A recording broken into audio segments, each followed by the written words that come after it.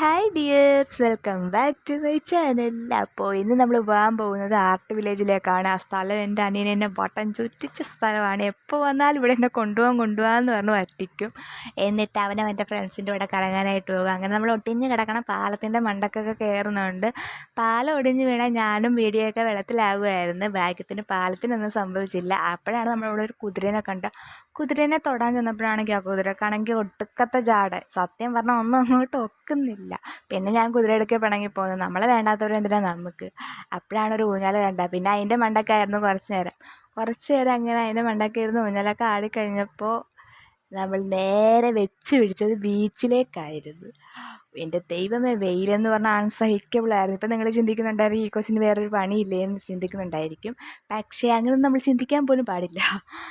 അപ്പോൾ നമ്മളിപ്പോൾ നിൽക്കുന്നത് ബീച്ചിൻ്റെ നടുക്കാണ്. ഒരു സുനാമി വന്നാൽ തീരാവുന്ന കേസേ ഉള്ളൂ. അപ്പോൾ ഇന്നത്തെ വീഡിയോ